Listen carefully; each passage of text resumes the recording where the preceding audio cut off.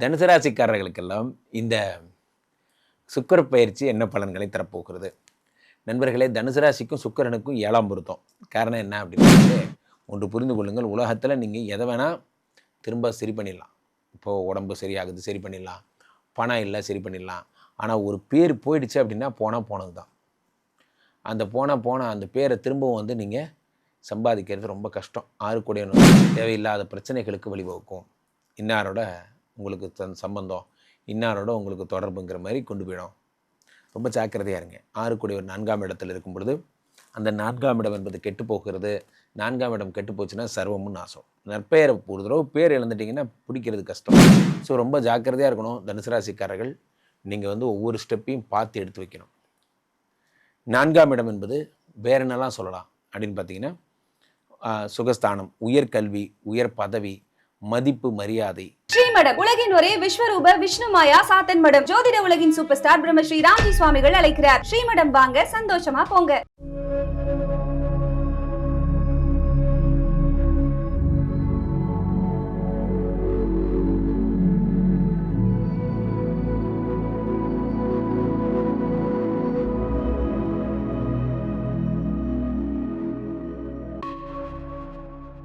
உலகெங்கிலும் இருக்கும் ஆன்மீக பரிகார நேயர்கள் அனைவருக்கும் வணக்கம். நான் உங்கள் ராம்ஜி. சுக்கிர பெயர்ச்சி வருகின்ற 3ஆம் தேதி, அதாவது நாளைக்கு ஏற்படுகிறது. நாளை நடக்கப் போகின்ற சுக்கிர பெயர்ச்சி எங்கேருந்து எங்கே? கும்பத்திலிருந்து மீனத்திற்கு சென்று உச்சம் பெறுகிறார் அந்த சுக்கிர பகவான்.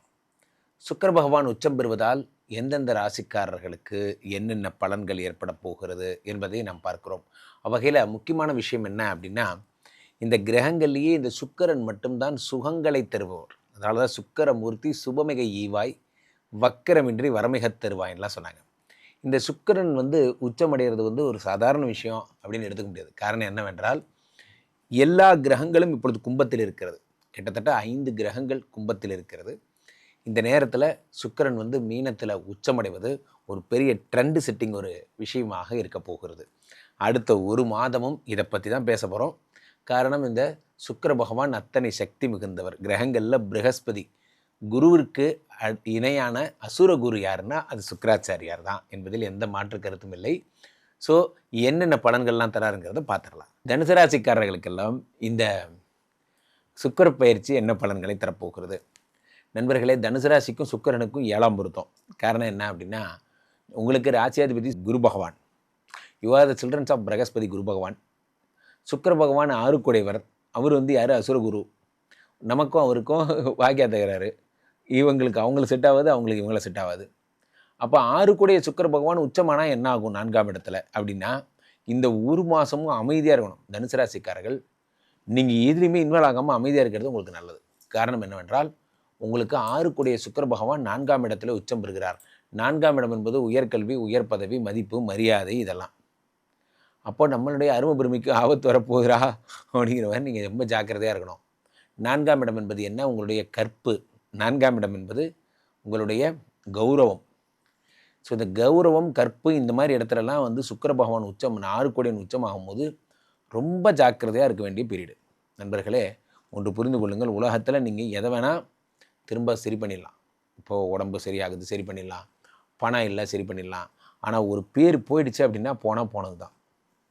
அந்த அந்த பேரை திரும்பவும் வந்து நீங்கள் சம்பாதிக்கிறது ரொம்ப கஷ்டம். 6 கோடியவன் வந்து 4ஆம் இடத்துல உச்சம் பெறும் பொழுது இதுதான் நடக்கும். 4ஆம் இடம் என்பது உங்களுடைய வீடு மாடு மனைன்னு சொல்லலாம். அந்த வீடு மாடு மனைங்கிற இடத்துல சுக்கிர பகவான் உச்சம் பெறும் பொழுது என்ன ஆகும்னா, ஒரு வீடு வாங்க போகிறீங்க அப்படின்னா பார்த்து வாங்குங்க. ஃபுல் பணம் கொடுத்து வாங்காதீங்க. லேண்டு வாங்குறீங்க, ஃபுல் பணம் கொடுத்து வாங்காதீங்க. அது எல்லாத்தையுமே நீங்கள் என்ன பண்ணணும், லோனில் போய் தான் வாங்கணும். தயவுசெய்து ஃபுல் பணம் கொடுத்து வாங்காதீங்க. வாங்குறது உங்களுக்கு ரிஸ்க்கு. ஈஸியாக ஏமாற்றப்படுவீங்க. டபுள் டாக்குமெண்ட் மாதிரி ஆகிடும். ஏதோ ஒரு பிரச்சனை ஆகிடும். நீங்கள் அதுக்கு என்ன பண்ணணும், நீங்கள் அதை 80% பணம் இருக்குது, மீதி 20% லோனில் போனீங்கன்னா உங்களுக்கு பேங்க் வில் டேக் கேர். அதான் நீங்கள் பண்ணணும். 6 கோடி 4ஆம் இடத்தில் இருக்கும் பொழுது வேறு என்னெல்லாம் நடக்கும் அப்படின்னா, முக்கியமாக உங்களுக்கு யாருக்கூடையாவது பேசுகிறீங்க, பழகுறீங்கன்னா யார் அந்த உறவு, எதுக்காக பேசுகிறீங்க, எதுக்கு பழகுறீங்க, தயவுசெய்து நீங்கள் அதை பற்றி நீங்கள் ஒரு கிளாரிட்டியோடு நீங்கள் பழகுங்க. Otherwise it will leads to என்ன ஆகும், தேவையில்லாத பிரச்சனைகளுக்கு வழிவகுக்கும். இன்னாரோட உங்களுக்கு சம்பந்தம், இன்னாரோட உங்களுக்கு தொடர்புங்கிற மாதிரி கொண்டு போயிடும். ரொம்ப ஜாக்கிரதையாக இருங்க. 6 கூடியவர் 4ஆம் இடத்தில் இருக்கும் பொழுது அந்த 4ஆம் இடம் என்பது கெட்டு போகிறது. 4ஆம் இடம் கெட்டு போச்சுன்னா சர்வமும் நாசம். நற்பெயரை ஒரு தடவை பேர் இழந்துட்டிங்கன்னா பிடிக்கிறது கஷ்டம். அந்த சம்பவத்தையே சொல்லிகிட்டே இருப்பான். நண்பர்களே, நன்றாக புரிந்து கொள்ள வேண்டும். ஒரு தவறு என்பது அந்த நேரத்தில் மட்டும் செய்யப்படுவதல்ல, அந்த தவறு தொடர்ந்து வருங்கிறான். அந்த தொடர்பு வாழ்வு ஃபுல்லாக தொடர்ந்து வரும். அந்த தவறை டினோட் பண்ணி உங்கள்கிட்ட பேசுவாங்க. நீ அப்படி பண்ண வந்தானே, அப்படி பண்ண வந்தானேன்னு. ஸோ 6 குடைவனாக இருக்கிறவர் 4ஆம் இடத்துல வரும்போது அம்மாவோட உடல்நிலையில் ரொம்ப ஜாக்கிரதையாக இருக்கணும். தனுசு ராசிக்காரர்கள் 4ஆம் இடம் என்பது வண்டி ஓட்டும் போது ரொம்ப ஜாக்கிரதையாக இருங்க. வண்டி கொண்டு போய் பிளட்ஜ் பண்ணாதீங்க.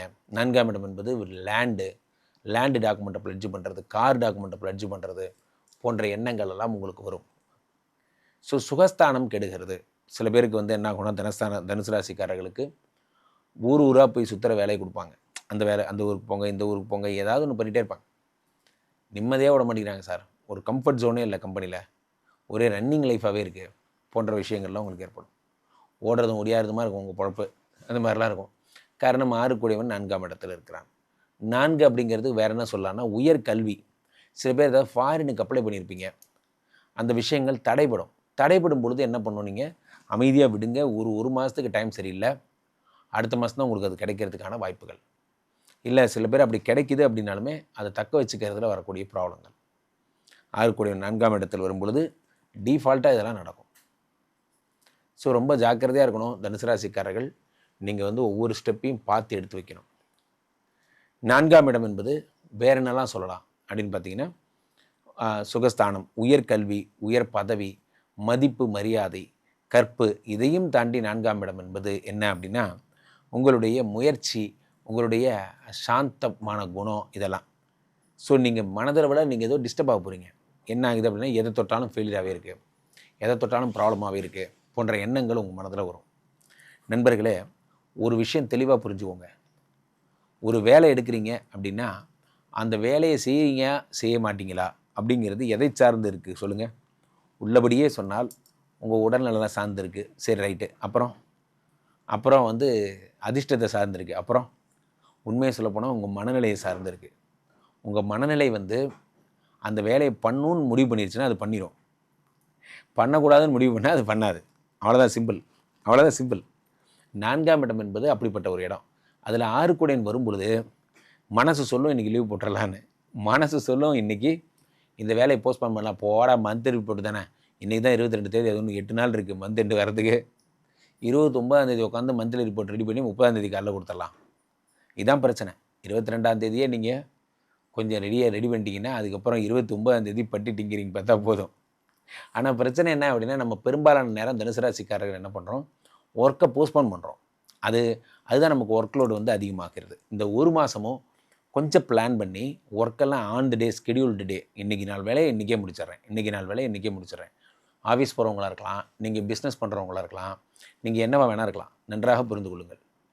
அந்த 4ஆம் இடத்திலே வரும்பொழுது கிளைண்ட்டை முதல்ல நீங்கள் கிளைண்ட் சொல்கிறத கேளுங்க. பிஸ்னஸில் இருக்கிறவங்களுக்கு சொல்கிறேன், கஸ்டமர்ஸ் ஆர் காடு. அவங்க சொல்கிறது தான், அவங்க என்ன சொன்னாலும் எஸ் சொல்லுங்கள். அவங்க சொல்கிறத தாண்டி ஒரு உலகம் உங்களுக்கு கிடையாது.